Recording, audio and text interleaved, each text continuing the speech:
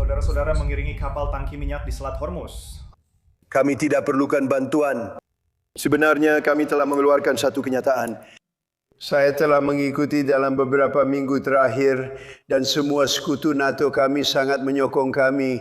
Mereka merasakan ia sangat penting. Kami sedang membincangkannya. Penting untuk menghapus ancaman nuklear Iran dan kami telah melakukannya dengan tegas dan kuat. Kami telah memusnahkan sepenuhnya tentera laut dan angkatan bersenjata mereka. Tentera udara mereka kini telah dimusnahkan. Mereka tidak lagi mempunyai tentera udara atau tentera laut. Mereka tidak mempunyai radar. Radar mereka telah dimusnahkan sepenuhnya. Pertahanan udara mereka juga. Jerman, Itali dan Jepun tidak akan menghantar kapal ke rantau ini. Kembali kepada anda. Sangat menarik. Terima kasih, Steve. Ya, hanya untuk meneruskan. Memang mengagumkan bahawa Jerman berkata tidak akan melakukan apa-apa. United Kingdom kata tidak akan bantu. Perancis kata, saya ada yang dekat, akan cuba bantu. Jepun kata tidak dan itu memang diketahui. Kita akan baik-baik saja. Ia hanya akan mengambil sedikit masa lagi, beberapa minggu lagi. Mungkin lebih banyak insiden tembakan berlaku. Namun ini mengesahkan kenyataan Presiden tentang sekutu kita semasa krisis. Mereka akan hadir. Kata Presiden, kita cuma terima 1% minyak melalui Hormuz, manakala Jepun yang tidak hantar kapal terima 95%. China 90%, 35%. Mereka terperangkap, seperti kata Presiden semalam, ini seolah-olah satu ujian. Dia kata, adakah kita benar-benar perlukan mereka? Dia cakap begitu. Saya nak lihat apa yang mereka akan cakap pada kita di sana. Mereka buktikan teori yang dia selalu pertahankan. Ya, Germain. Tuan Presiden, apakah kemajuan yang dicapai untuk mendapatkan sekutu Amerika Syarikat membantu mengiringi kapal tangki melalui Selat Hormuz? Kita tidak perlukan bantuan. Sebenarnya kita sudah keluarkan kenyataan. Saya telah mengikuti perkembangan dalam beberapa minggu lepas dan semua sekutu NATO kita sangat menyokong apa yang telah kita lakukan. Mereka merasakan ia sangat penting. Kami baru bincang perkara ini tadi. Adalah sangat penting untuk kita menghapuskan ancaman nuklear dari Iran dan kita telah melakukannya dengan sangat tegas, sangat berkuasa. Kita telah menghapuskan tentera laut dan angkatan bersenjata mereka dalam semua aspek. Tentera udara mereka telah dimusnahkan. Mereka tidak lagi mempunyai tentera udara dan tentera laut. Sebenarnya mereka tidak mempunyai radar. Radar mereka telah dimusnahkan. Pertahanan udara mereka telah dihancurkan. Semuanya hilang. Pemimpin-pemimpin mereka juga telah tiada. Saya rasa salah seorang yang paling penting menurut ramai orang telah terbunuh semalam. Bersama seorang lagi yang bertanggungjawab atas pembunuhan itu.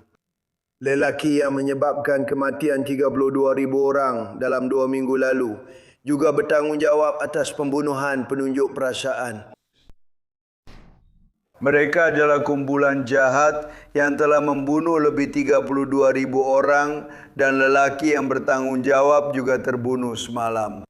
Semua sekutu NATO setuju dengan kami, tapi mereka tidak mahu tahu. Walaupun kami banyak membantu mereka dan mempunyai ribuan askar di seluruh dunia, mereka enggan membantu kami. Itu memang mengagumkan, maksud saya sangat mengagumkan. Saya tidak memberi tekanan penuh kerana jika saya buat begitu, mereka mungkin akan bantu. Tapi kami tidak perlukan bantuan. Perang ini sudah lama berlaku dan sejak awal lagi kami telah hapuskan banyak daripadanya serta memusnahkan angkatan laut hanya dalam beberapa hari. Tetapi saya terkejut bahawa NATO, walaupun menganggapnya sesuatu yang penting, bersetuju sepenuhnya bahawa tiada siapa yang patut melakukannya. Mereka akan ada senjata nuklear sebulan selepas kami menghantar pengebom B-2 untuk mengebom potensi nuklear itu. Saya panggilnya debu nuklear. Jadi saya rasa NATO sedang melakukan satu kesilapan yang sangat bodoh. Dan saya sentiasa berkata, Anda tahu, saya tertanya-tanya sama ada NATO akan menyokong kita suatu hari nanti. Itu ujian besar kerana kita tidak perlukan mereka, tapi mereka patut ada di sana. Satu lagi perkara ialah, dan saya rasa anda tahu, sangat penting. Kita tidak perlu membantu Ukraine, anda tahu. Biden memilih untuk membelanjakan ratusan bilion dolar di Ukraine. Saya rasa ketua Jerman baru saja nyatakan mereka tidak terlibat atau berkaitan dengan perang itu.